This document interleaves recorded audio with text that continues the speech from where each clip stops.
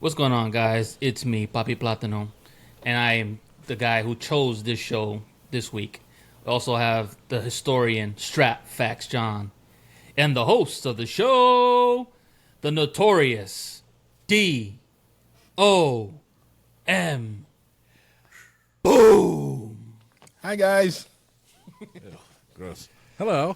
So yeah, we're going to talk about WrestleMania 13. Dom asked me who to choose, which show to pick, and I had to go with 13. Still one of my favorite matches of all time with Bret and Stone Cold, the double turn.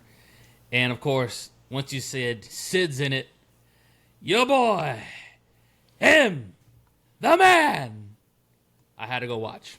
So this is why I picked this show. All right. Well, this was the fun show for 1997, and we kick it off. They showed some great moments from previous WrestleManias. And then the video package, they showed the Nation of Domination beating down former guest of the show, Ahmed Johnson. They showed Undertaker and Sid getting into it. They showed Bret and Austin, and none of these men are smiling. And this show takes place from Chicago, Illinois, and the Rosemount Horizon. John, have you ever been to the Rosemount? You know, Chicago's just one of those cities, great big American cities that have yet to actually go into. I've been to the airport many times, though. So, no, I have not. Oh. Every time I go to Chicago, they always lose my luggage or flights delayed or canceled. They're very midway, that is. Go to O'Hare. I don't think I have a choice on this matter. Midway or O'Hare, one or the other. O'Hare is better than Midway. I'll tell you that now.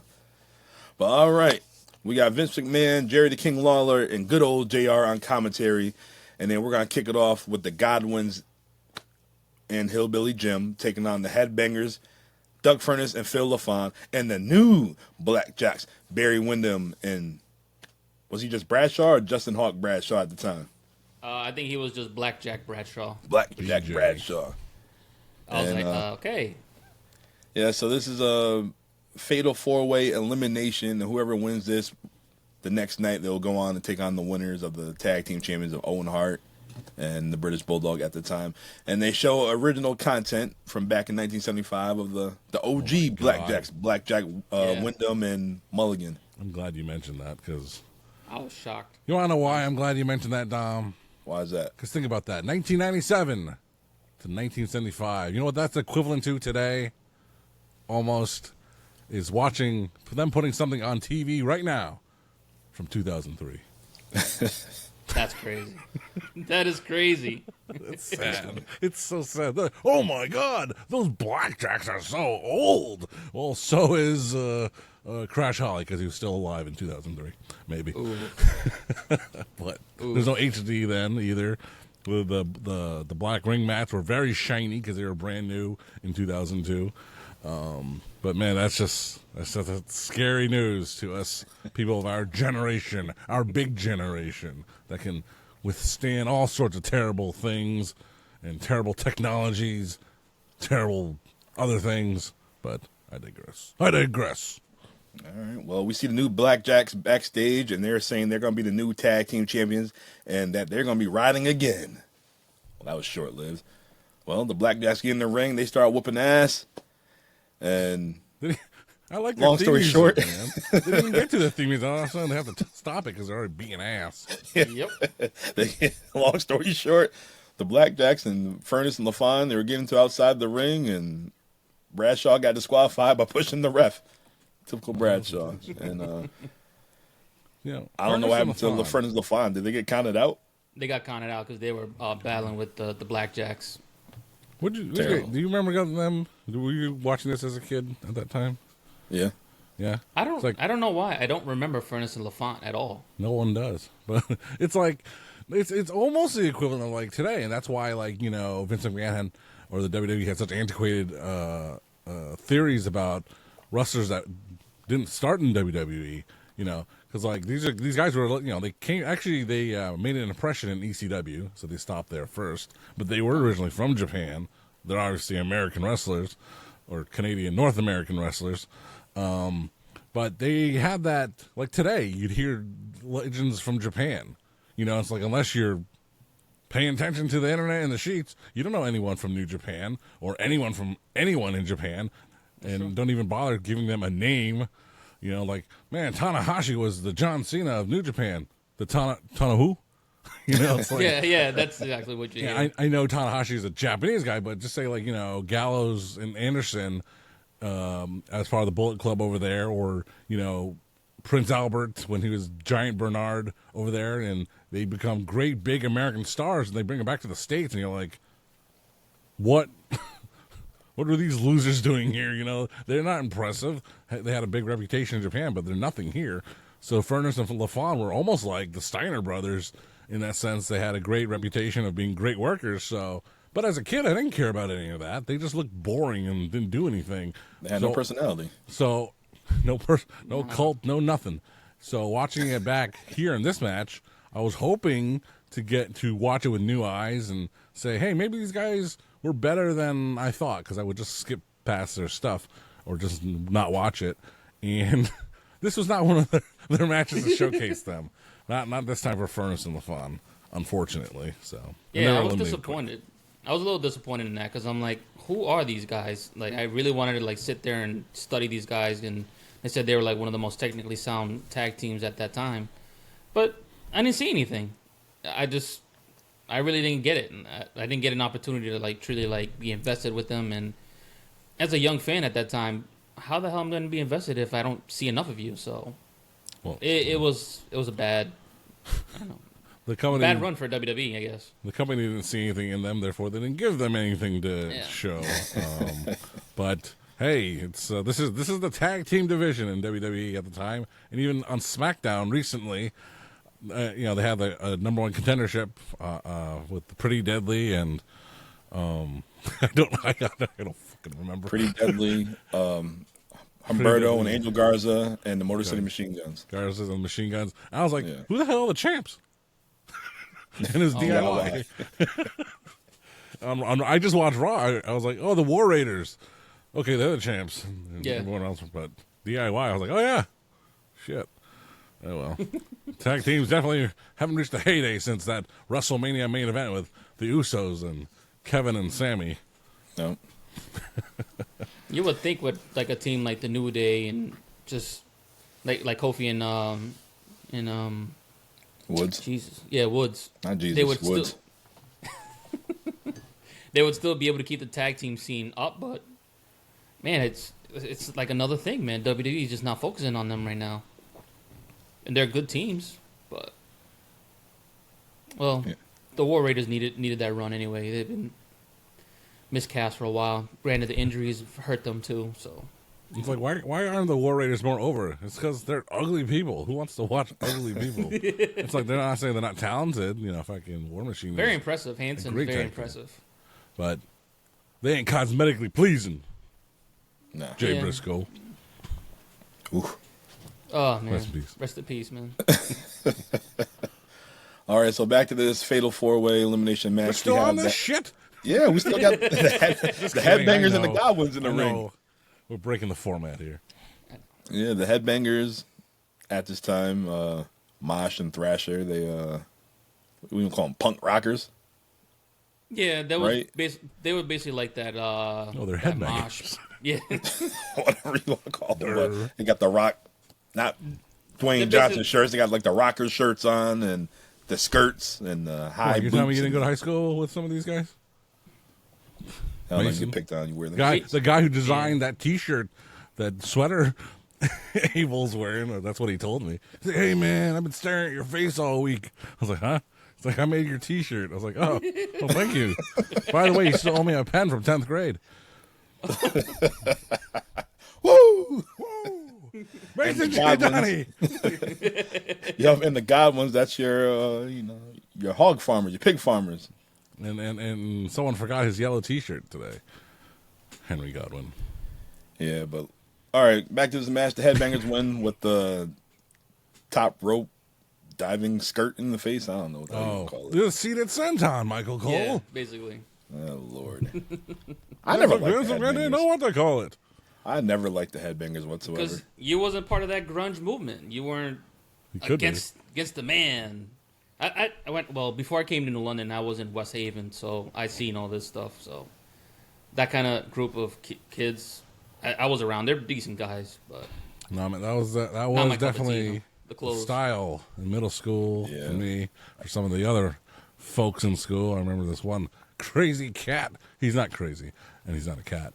His name was Jeff Johnson, the original Double J. I can remember him distinctly wearing a get-up like the Headbangers were wearing, and I'm just like, this is definitely a phase. Because he don't look like that no mo, and none of them do. Yeah, this was the style back in 1997 for some folks, and yeah. And you can still find it in the clearance rack at Hot Topic, at Spencer's Gifts, excuse me. Yeah, Yeah, it's still around. Right That's in the true. back next to the dildos. He's not lying either. That's where I spend most of my time. Because it's the only store open. Next to the dildos.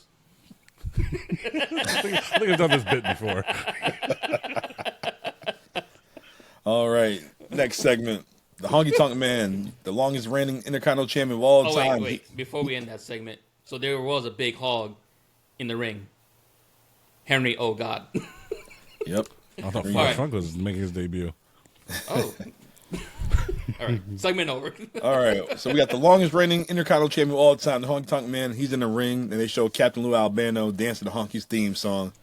And then we see Jerry the King Lawler, hey, Honky, come sit over here. And JR, Hey, Honky. Hey, Honky. Beep, beep. Yeah, when they're showing Captain Lou Albano, I was looking at the black guys in the Roby Hama. Are those guys rappers too? Are they going to jump in the ring? Oh, jeez. I was wondering. I didn't know. They could have been. They look more real as people than Captain Lou and Arnold Skolden sitting in front of them. Like they look like true. legitimate, real people and not NPCs. You know, it stands for Yeah, non-playable so- characters. Yes.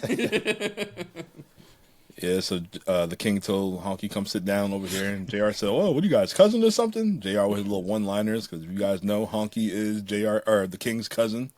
Literally. And your next match is for the Intercontinental title. We have the Sultan. Abel, who's the Sultan? He would be later known as Rikishi. And you know why? He did it for The Rock. That's He right. did it for the people. And Naomi, she did.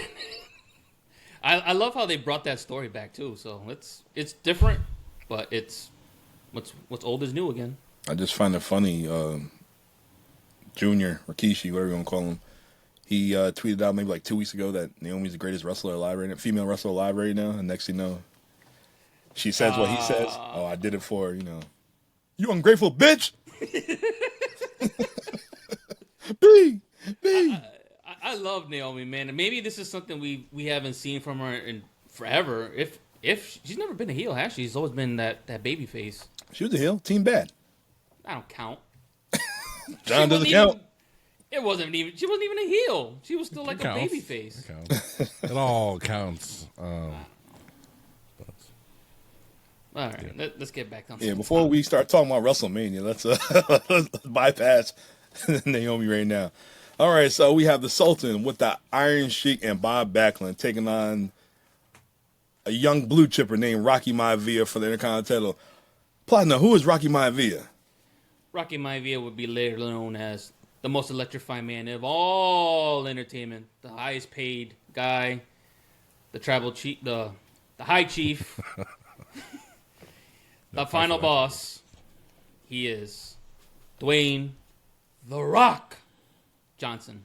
Yes, and this is Rocky's first WrestleMania. He is the first third-generation superstar. And they show Captain Lou again, but this time, sitting next to Captain Lou, we see Tony Atlas, the partner of his daddy, Soul Man, Rocky Johnson. And this match, it was nothing special. The Sultan dominated this whole match. Yeah. And then Rocky, he's imitating everything his father did, just his version of him hulking up, and you finally get some offense in. He hit that belly to belly. And then he goes for that diving crossbody off the top rope, and the Iron Sheik distracts.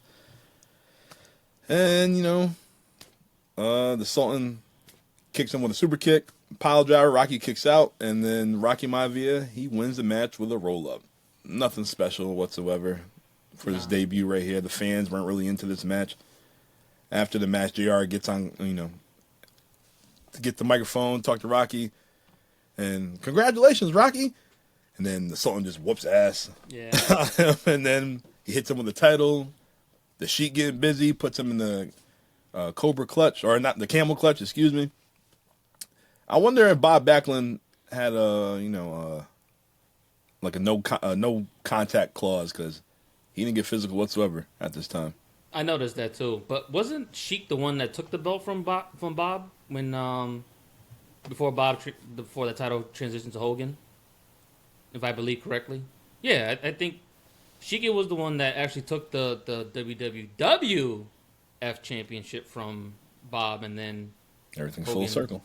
Yeah. That was the original Rock and John Cena team up. Oh my God, they were feuding, and now they're lovers. Yeah, what did they explain how that happened? It must have been a storyline. I think they just thought it was cute to put them together, considering that history. Made no damn sense. Hey, you beat him for the title. You were the original Madison Square Garden screw job. They should have showed the footage, just like how they showed the Blackjacks in 1975. That's what they should have did. No, but they showed Tony Atlas right in the beginning. Even Jerry Lawler was like, "He's chewing gum on TV." JR. He's an idiot. Well, you don't do that on camera.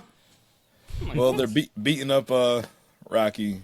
Camel clutch. Next you know, Rocky Johnson, Soul Man, comes in the ring and he takes out the Sultan. He's doing the punches and all stuff like that, and then they beat the hell out of him too.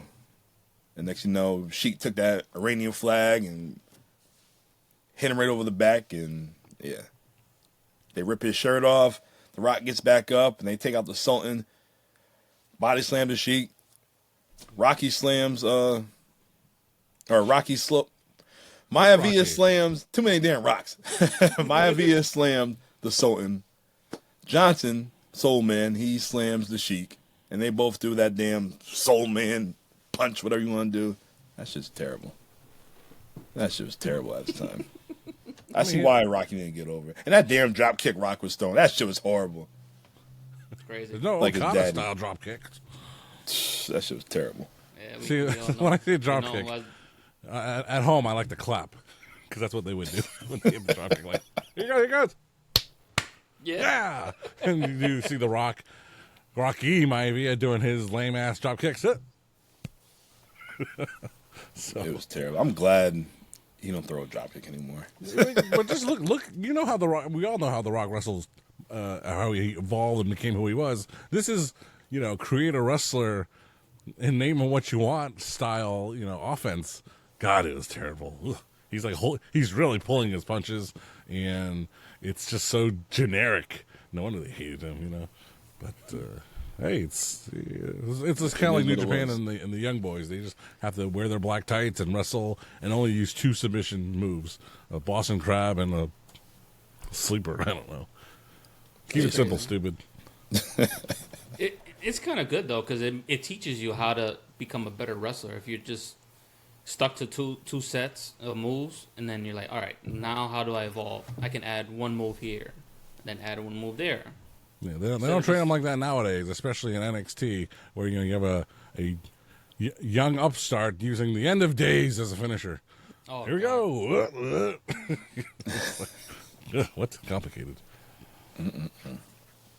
All right, so after this, we see Todd Pettengill. He's backstage with UFC fighter Ken Shamrock.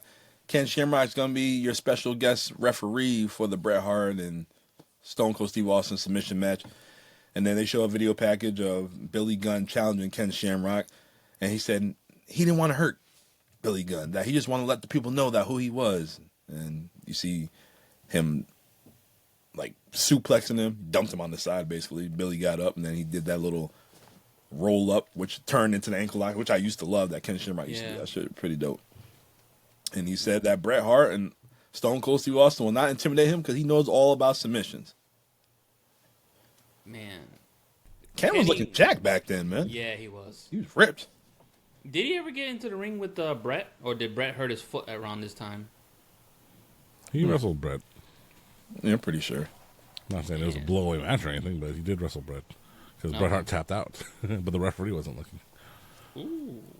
His first WrestleMania match was against the Most Electrifying Man the next year. Oh, yeah. The Rock and Kenny loved each other. Jesus, that chair shot. Oh, man. He talked about that on CVV's podcast. Oh, Kenny? Yeah. He said he didn't get hurt. It looks like it hurt, but Rock hit him in like the perfect spot. Don't try this at home, people. No, thank you. No, thank you. Oh, Lord. All right, well, after this, we see Doc Hendricks. He's backstage with Triple H in China. He wants to know, what is China's status? Are you male? Are you female? What are you? He's single? Are you single? ASL. How's your health? Are you alive? Are you well? Oh, my God. In 20 years? It doesn't matter. All right, well, Triple H said he's going to take down Goldust straight up, and Marlena is the biggest loser. And our next match is Triple H, Hunter Helmsley with China taking on Goldust and Marlena. And then Triple H at this time, he was the king of the ring? No. No. No? He would be Or was it later on this year? Later on this year, yep. Okay. All right, so he's heating up. He's heating up, and Goldust just sitting there plotting. Next now, he just takes off with a big-ass clothesline, and Goldust is bringing the Triple H, Hunter Helmsley. And then I did like when Triple H got tied up into the rope, and Goldust is measuring him. Yeah. The king, watch out for that big nose. Oh, here we go. And Goldust just clocking him right in the nose. And Triple H is just selling it like nothing. Oh, yeah, he also gets sold. That was funny. That was too funny. But it was a good-ass match. Triple H dominated a good majority of the match. But the finish is approaching. We see China start, creeping towards Marlena, and Goldust peeps it.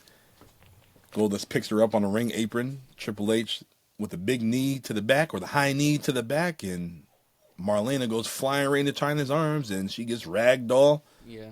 Triple H got Goldust, pedigree, 1, 2, 3. Hunter Helmsley is your winner. That was a real pedigree, too. Marlena's one of the only people that you'll ever see that make smoking a cigar look absolutely sexy. It's not a lot of horsepower. If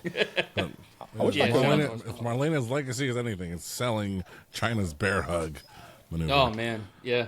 And think about Triple H. Think about, Triple H is we know what he would become, and, he was, even the Clique liked him because he had this maturity about him early on. Yeah. And just consider his first 2 WrestleMania opponents. The Ultimate Warrior and Goldust. Wow, what a resume. Glad it got better after a few years for good old Triple H. His next one is Owen Hart, 14. Man. All Hall of Famers. Damn. Yeah, not officially. So after this, we see Goldust visibly upset, and then he carries Marlena back to the locker room. Carries her up, puts her down. Basically. Taking her to get medical assistance. But our next match, we have Vader and Mankind with Paul Bearer taking on the British Bulldog and Owen Hart for the tag team titles. And we see JR walking to the ringside, and he's talking to the Bulldog. He's trying to stir up the pot. Were you offended when Owen said he had the brains? Uh-oh, typical JR. Who's the leader of this team? Oh, I'm the leader of this team. Was it JR or was it King? No, it was JR. It was JR. Was it JR? JR still had like that heel in him at this time. Oh, wow.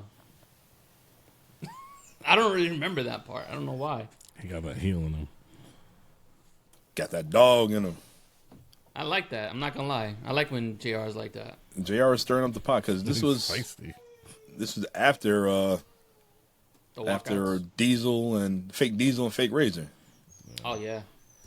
Yo, honestly, this 3-man booth was actually exceptional compared to what you normally would hear on a Raw back in the day. Like, these 3, they gelled perfectly.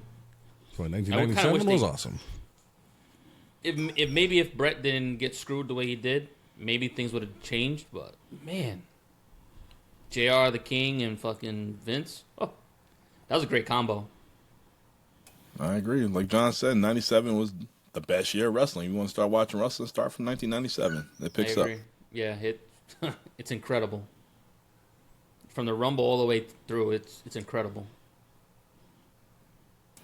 All right, well, the Bulldog at this time, he's your European champion, and Owen Hart is a 2-time Slammy winner, and I really enjoyed this match. It was a very physical match.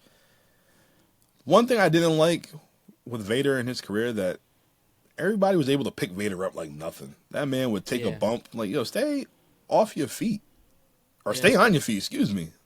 This man get body slam, suplex like nothing. That's one thing about Vader I did not like. There were certain guys I would okay that with, but I'm with you on that because they keep saying he's like 400 something pounds, but yet I love Bulldog and I know he's as strong as an ox, but make him struggle for it. Make him do like the Andre spot where he's just like he's getting him up, can't do it, getting up, can't do it, and then like finally like a little bit of momentum, and then Vader, slam him. That would have worked. It would have made more sense. And I'm with you on that, Dom, because if you're gonna keep talking about this guy's size, all right, well, make sure no one's picking him up. I'm with you completely with that. They definitely didn't protect him. But that was a little bit on his part, too. He could have said, hey, listen, you're not slamming me. He wasn't very well liked, so I don't think he had any political power play. Yeah. But I was really looking forward to this match. Again, kind of like the same thing with Furnace and LaFont earlier. I'm like, maybe my memories ain't so great. Well, I think they're pretty great because this match still sucked. Very unfortunate, Dom. You got a rundown for this one? Yeah. Well, the match is very physical, and basically the finish of the match was Mankind choking out the Bulldog right in front of his in-laws, and that was it. That was it. I wish they had a clean finish. Yeah. I mean, you said Mankind had the claw on Bulldog? Yep, outside the ring. Right in front of Helen Hart. Yeah, Helen Hart has a history of not caring anything about her son-in-law, Davey Boy Smith, because at the Survivor Series, 1994, Bulldog was on Team Bret, but then, I think Owen did, knock him out or something. And so Bulldog just lying on the floor. And so Owen, to get Helen to throw in the white towel for Bret, so he loses the title, Helen Hart, he walks Helen over the laid-out body of the British Bulldog. And she's just like, it's my son-in-law, who cares? He's walking over him. And, throw in the towel, Mom, throw in the towel. She had no emotion on her face. None whatsoever. Her 10 kids took it out of her. What emotion do you have left? Another one? And Stu just sitting there like... Oh, my God, Stu, yeah. It was like, I'm on camera. A match like with these four guys right here, I wish they had a finish. Like, seriously. I didn't care. Only one was still alive. Yeah. Yeah. Banged up, but yeah, he's still alive. That's sad. All right, guys. Our next segment, submission match time.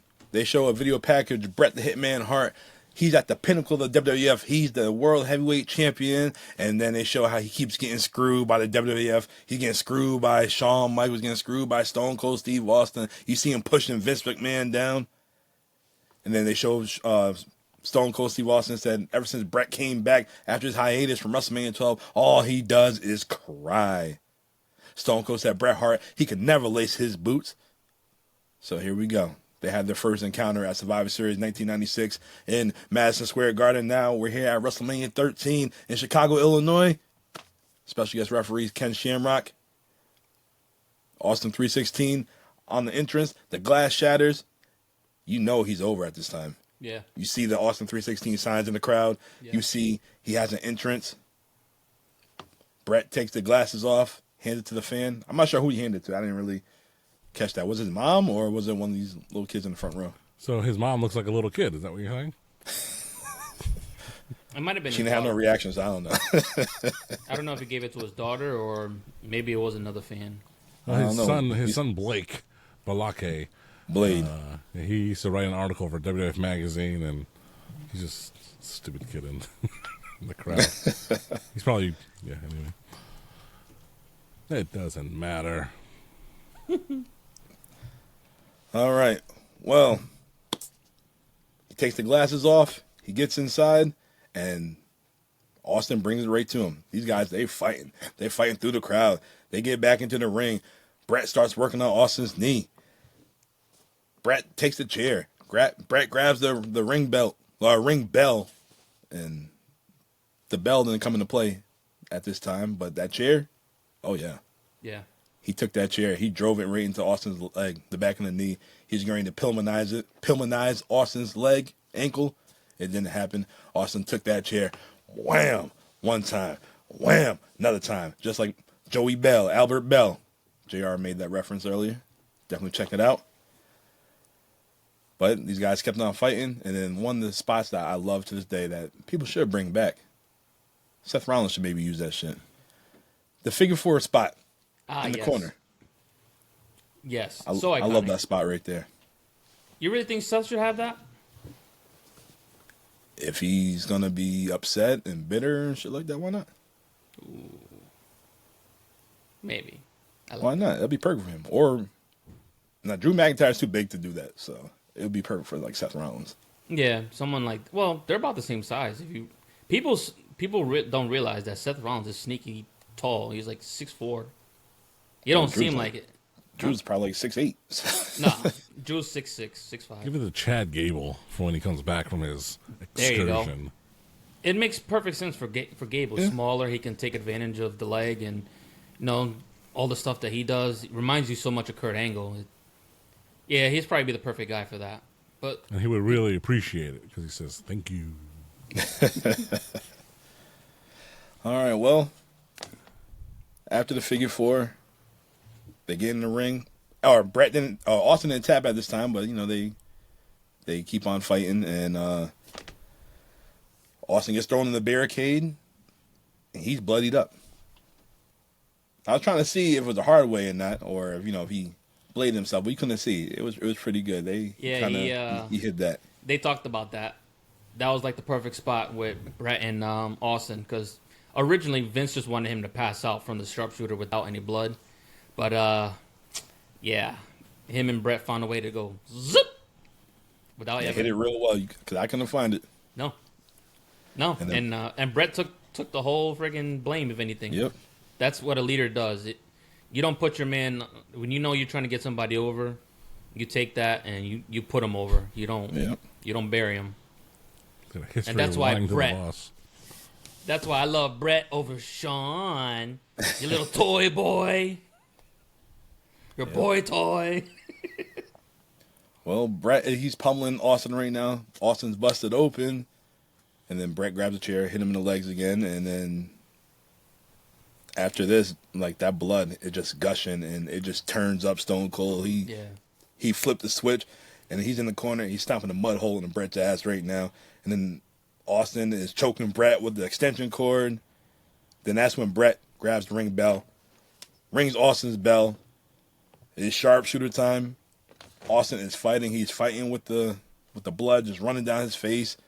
He's pouring out. Austin saying no, no, no. And then Austin, using all his strength, he pushes himself up. He almost breaks the sharpshooter, and then Bret, he keeps it locked in, repositioning himself. And then Ken Shamrock, Austin, do you give up? Do you give up? And then Austin, he's still fighting, and then he just passes out. Wow. Bret Hart is your winner. Austin didn't tap out. This showed a lot of courage, a lot of heart from Stone Cold Steve Austin. This definitely made him. And yeah, Bret wins the match, but it wasn't what happened until after the match where Bret tried to get back on Stone Cold. And, he kicks Austin's leg. Then Shamrock's getting pissed off. He's trying to break Bret from doing it. And then he just dumps Bret right on his side. Bret got up like, what the fuck? Yeah. Don't touch me. Shamrock is hype. He's like, yo, come on. We can do this. We can do this. Yeah, he had his UFC stance like, come on. I was like, ooh. I love this segment. I love this match. To this day, it's rewatchable. It can be taught to anybody who's new to the business, who's been in the business, or who's really looking for something new to steal from. If you're going to steal from anything, you might want to steal from this match. How to really work with each other, how to be physical but not brutal, and maybe talk to them how you able to get away with that zip. Because that's two professionals, and their chemistry was A1. And I love it to this day, man. It was definitely spot on. John, what are your thoughts on this match right here? It's a great match. It's one of the greatest matches of all time. I mean, there's This is the World Wrestling Federation. This is WWE at its core. I mean, if this is a textbook material for anyone who wants to be a wrestling fan, I mean, this is it. I mean, WrestleMania 13 isn't known for much. Just check out our previous reviews of these matches. This is the only match that mattered. Yep. Really, what else can be said? This is homework for anyone who wants to be a pro wrestling fan. The end. Yes. After the match, referee Mike Chioda, he's trying to help Stone Cold get up, and Austin, he stunned his ass, and he took his bloody carcass back to the entrance himself, and that's what happened. Just made himself a bigger star by doing that. Yes, definitely tune in to this match right here. It's a must-watch match. This is probably the match of the night. It is the match of the night, WrestleMania 13. And it is the one match that absolutely matters. Damn right. Oh, hell yeah, Abel. Oh, hell yeah. All right, so after this, we see Todd Pettengill with the Nation of Domination of Farouk, Savio Vega, Crush, and all them other members in the Nation. And Farouk says, they're thugs also.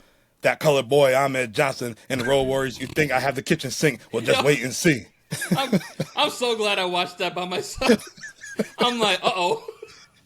That colored boy. I was like, I'm glad he's the one that said that and not somebody else. Like, Ron, you know you're colored too, right? You know what he meant. I love Ron, man. I'm so glad we met him, man. He is all man and a great dude. I recommend if you guys go try to get an autograph, go see him, go talk to him. Great guy. That's yeah, it. he fucked me up with that. I was like, what? I was cracking up. I rewound it a few times just laughing. Like, yo, Ron's a trip, man. That colored man. That colored boy. Go back to Haiti. Haiti. Well. Yep, go back to Haiti. Fucking rock. All right, well, the Nation of Domination, Farouk, Savio Vega, and Crush, they taking on Ahmed Johnson and LOD, Legion of Doom, Road Warrior Hawk, Road Warrior Animal inside a street fight, Chicago street fight. And Ahmed, he was getting busy during this match. Yeah, he was. He was launching himself all over the place. All over the place, man. And then we see Ahmed body slam Farouk through a table. Oof, that was kind of tough. That was good. That was real stiff. I just thought of this. Ahmed Johnson is the king of 6-man tag team matches at WrestleMania. He's only been in the 2 of them, and that's it. He was in. What was the other one? It was at WrestleMania 12 with him, Jake Roberts, and versus Camp Cornette in Yokozuna. Oh, yeah. We'll be covering that soon. Going back in time? Apparently. That's how we're going to close the month of March. Really? Mm-hmm. Yes. Since we did, what was it, In Your House? Yeah. Jeez. Okay. Owen Hart and Shawn in that number 1 contendership. And we did In Your House Fatal Four-Way like 2 years ago. Yes. Check the archives. I think it's the opener of season 2. Yes, it's only right. All right, well, back to this match.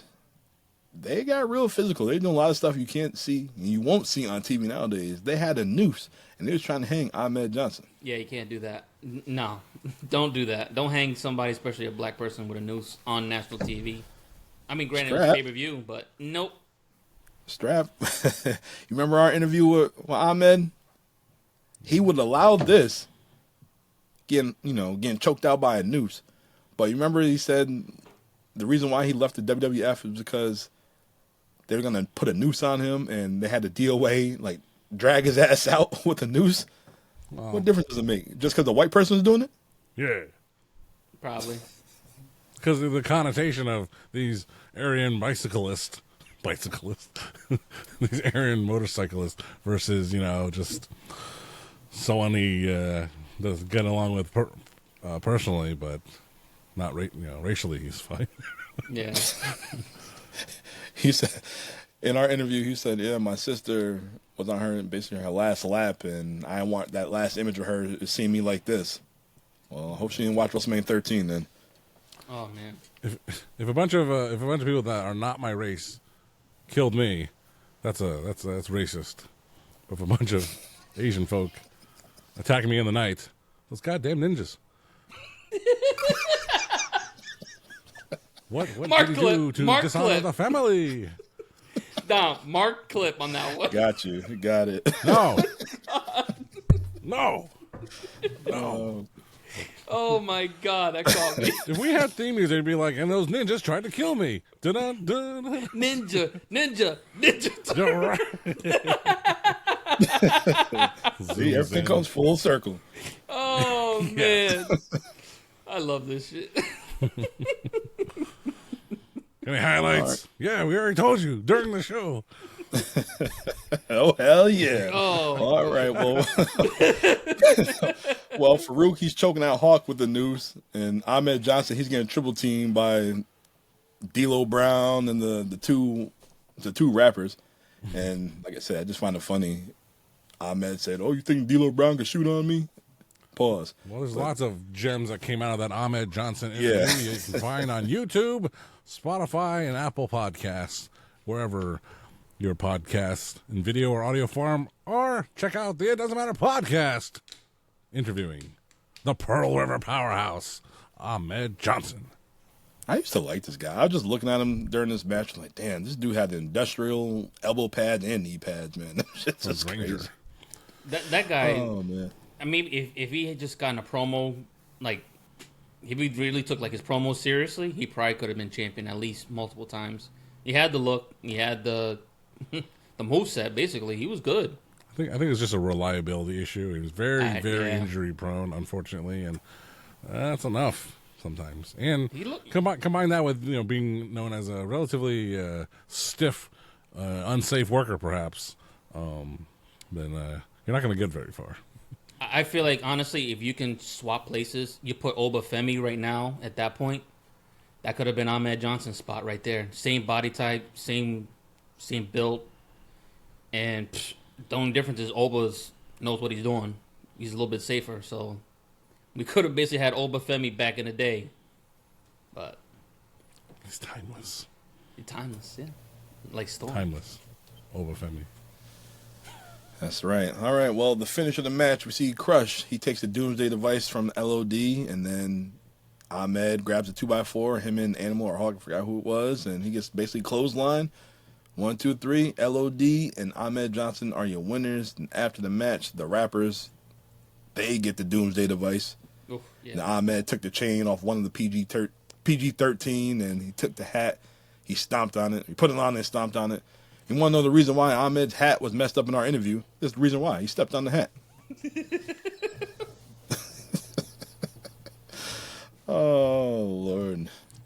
Another reason All to right, check well- out the video podcast version of the It Doesn't Matter podcast interviewing Ahmed Johnson on YouTube. Yes, that man kept playing with his hat the whole damn time. I'm like, God damn, that brim's so messed up. I had people who even watch wrestling. They know who Ahmed Johnson was. They would text me, watch it. He kept messing with his hat. I'm like, you see his brim? It's like, back in the day, you wear your hat, cocked to the side, backwards to the side, whatever. It don't make no difference. But his shit was just, It was just like leaning. almost like a baseball cap. You're trying like this, but then you're like, It wasn't even like the baseball. It's just like that shit got stepped on one side, and he's been trying to reposition it forever. That's why I try to fuck with this shit before I even get on the freaking pod. And no one's hell on me if it's like this. It's like, okay. It is what it is, but it doesn't matter. All right, main event time. We see the Heartbreak Kid, Shawn Michaels. He's coming out to the ring. He got the suit on. He should have been wrestling at this WrestleMania. It should have been the return, the rematch of Shawn and Bret the Hitman Hart. But he has a knee injury. This is the reason why he's not fighting. The real reason why he didn't want to put Bret over. Bret did a favor last year, WrestleMania 12. He didn't want to do it this year. So he's not commentary for this match. And then we see Todd Pettengill with the World Heavyweight Champion with Sid. And Sid is so excited for this promo that he's stuttering. Yeah, he didn't stutter. He got way too stuttered. excited and fucked up. Oh, man. Typical Sid, but man, he still makes you want to just go into the building and watch him, man. I don't know, man. I really wish he could have been alive just to be in the Hall of Fame, and I'm still saddened about that. I know they're putting in a lot of guys and they deserve it, But Sid Udy, Psycho Sid, Sid Justice should have been a Hall of Famer and enjoyed his time. But that's for another day or another year, maybe. We'll talk about him soon. All right, well, the main event, we have The Undertaker, who's undefeated at WrestleMania at this time, take on Sid. Last year, we covered The Undertaker's streak at WrestleMania, and we talked about this match. But we're going to bring it back one more time, refresh your memory. If not, check the archives. Undertaker brought back the gray attire. This is the attire he wore when he beat Superfly Snuka at WrestleMania 7. This is the attire he wore at this Tuesday in Texas when he won the title against Hulk Hogan. So he's bringing it back. And before the match starts, Bret the Hitman Hart comes down to the ring. He grabs a microphone. He says, "Hey, Shawn Michaels, take your little pussyfoot injury and stay out this match." He's just bitter. He's showing the bitterness right now. And then he starts talking to Undertaker. "You slammed the door on my head with that steel cage. You just slammed the door on our friendship." I'm like, what? Undertaker just looking at him with a straight face like, we weren't friends.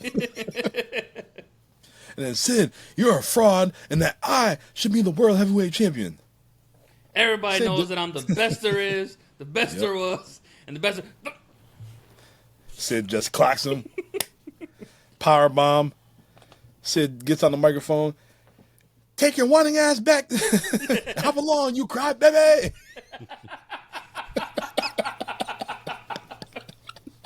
Oh, man. Then the Undertaker just attacks Sid, and the match begins.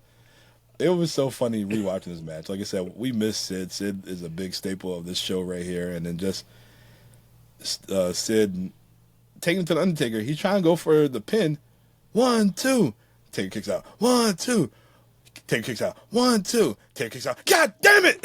you just hear him on the air. I lost it. Oh, man. That shit was hilarious. Oh, man.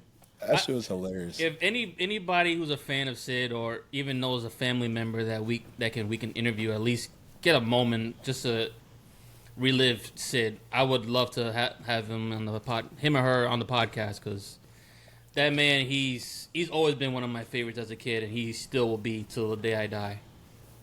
He's a staple of this show forever. Just letting you know that. He definitely is. God damn it! All right. Well, during the match, both guys, they took each other out with the big boot. And then Taker's attempting the tombstone. Sid counters, and he goes for the tombstone, and Taker kicks out. Next to know, that crybaby Bret Hart, he comes back down to the ring. He cracks Sid with a chair, and Taker takes him out.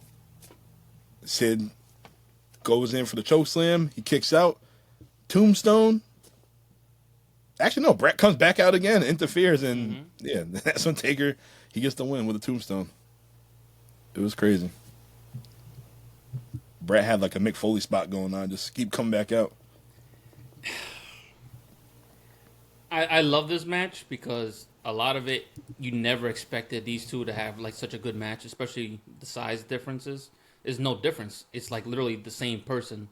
But man, I felt like they were trying to highlight more Bret and Shawn than anything. I felt like the main event was secondary. And it's sad because this is WrestleMania. It's supposed to be Taker's moment, and I felt like Bret was the one hogging the spotlight. And so was Shawn, because he was out there for like 20 minutes before the match even started. Without all the shenanigans, maybe we could have got a better match with these two. But, I mean, still talked about to this day, man. I still love it. Great match. Could have been better, but I felt like the highlight was really just about Bret and his bitterness and not being a champion. Yep, that bitterness made him the top heel of 1997. Yeah. Strap, what are your thoughts on this match with Undertaker and Sid and Bret Hart being bitter? It's kind of weird because my memories of it was because I didn't watch it at the time because I never had pay-per-view capability. So the only thing I knew was watching the Raw the night after and reading in the magazine, the WWF magazine, about the results months later, of course. So the constant interference of Bret Hart didn't really come through to me, it was always just like, he came out in the beginning of the match and caused some ruckus. But the way I remembered it, it was just Undertaker and Sid straight up. But that obviously wasn't the case.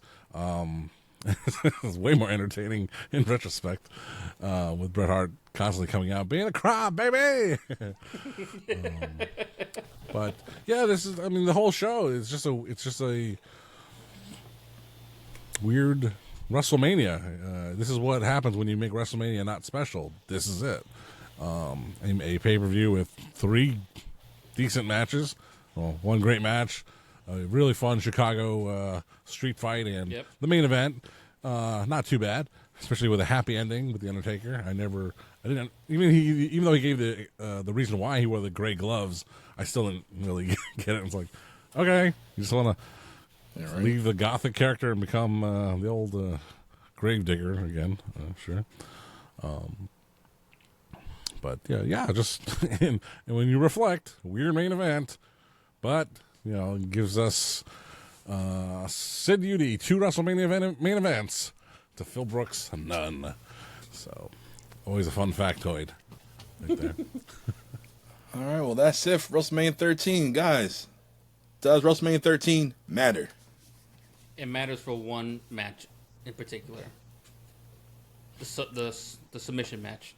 One of the greatest double turns and probably top 5 greatest matches of all time that you will ever see, and needs to be replicated one day. Not replicated, but at least studied by all wrestlers and fans. So I will say it matters. I'd say it definitely matters because of the Bret Hart and Stone Cold match, of course, and the Undertaker, one of Undertaker's main events, actual main events. The other one with Edge, of course. Oh yeah, and Roman Reigns. But no, it's a WrestleMania you definitely have a lot to say about, because it was in a year right in the midst of a lot of creative control and a lot of creative differences going on, which makes for a compelling product. And again, you can show this saying, this is the worst. This is among the worst WrestleMania can be. But as you can see, there are pure diamonds and pearls coming out of this show with Bret Hart and Stone Cold Steve Austin. So there's a lot to talk about for WrestleMania 13. So it definitely does matter. Dom? Yes, it definitely does matter. Stone Cold and Bret Hart, that's the must-watch match for this card right here. If you want to see an entertaining match, check out that street fight. You want to see Stone Cold, or you want to see Undertaker and Sid, 2 big men going at it, can't go wrong. So it definitely matters. And skip everything else but those 3. Yeah, I hate to say it. Not worth your time. Yeah, I'd rather watch the recently debuted on YouTube 3-hour Lex Express documentary than watch the first half of this WrestleMania 13 card. And I think I did watch it because I'm such a Lex Luger mark. But it's on YouTube. Really? It's free now. Ooh, I have to go watch that. We'll be talking about Luger soon. Don't worry, it's coming. It's definitely coming. As voted upon by me. All right, well, our next show next week is Stratfac's Choice. We're going to take it to the final show of WCW in 2001. He chose Greed. I've never seen this before. Me neither. So it's going to be pretty interesting. And now the WWE, they launched a WCW YouTube channel. So you can actually watch Greed on YouTube, or if you still have Peacock, check it out on Peacock. Whatever's easier for you. Really? Whatever's your preference, it doesn't matter. I'm going to run through the card right quick. Oh, boy. Looking at it right now. Woof. Here we go. Get your snacks. Our first match, we have Jason Jett taking on Kiwi. Get the fuck out of here. Yep. Our next match is for the inaugural WCW Cruiserweight Tag Team Championship. Woof. That didn't last long. Elix Skipper and Kid Romeo taking on the Filthy Animals of Billy Kidman and Rey Mysterio. Oh, great. Go watch this in Spanish. We have Sean Stasiak taking on Bam Bam Bigelow. ECW, maybe. What's an MSG card from 1970? We have Team Canada, Lance Storm and Mike Awesome taking on Hugh Morris and Conan. Is that What funny? the hell? For your WCW Cruiserweight Championship, we have Shane Helms taking on Chavo Guerrero Jr. Okay. Starting to pick up. What is this, Velocity? For your tag titles, the World Tag titles, you have the Natural Born Thrillers, Sean O'Hare and Chuck Palumbo taking on Totally Buff, Lex Luger and Buff Bagwell. Not one of Luger's best. You have Ernest the Cat Miller with Miss Jones taking on Canyon. Who's better than Canyon? Alive, people. I kind of want to see this for some reason. Well, they went 10 minutes, so it should be pretty good. Wow. For you WCW United States Championship, we have Booker T taking on Rick Steiner. Rick Steiner. Rick Steiner. Wow. Rick Steiner. In the tag match, you got Dustin Rhodes teaming with his daddy, Dusty Rhodes, taking on Ric Flair and Double J, Jeff Jarrett. Ric Flair's son, Double J, Jeff Jarrett. And your main event is a Fall Count Anywhere match for the World Heavyweight Championship. We have Scott Steiner taking on Diamond Dallas Page. Wow. Wow, that. It's going to be pretty interesting. John, why'd you choose this show? Because I hate the fans. No, why not? It's the last. I like the last official WCW pay-per-view. We're gonna do it someday, and why not now? And you ran down the card. Doesn't make my glands salivate, but I guess we'll watch and we'll find out, and we'll see you on next week's show. All right, Plot of No, shut us down. Well, about to shut us down. Follow us on Facebook, YouTube, Twitter, Instagram. But definitely watch the show on YouTube. We need those views. Put that click, hit the follow, subscribe. I am Papi Platano. I'm here with the historian Strap Facts. And we have the host of the show, the notorious Dom. Thank you for coming. Thank you for listening. See you next week.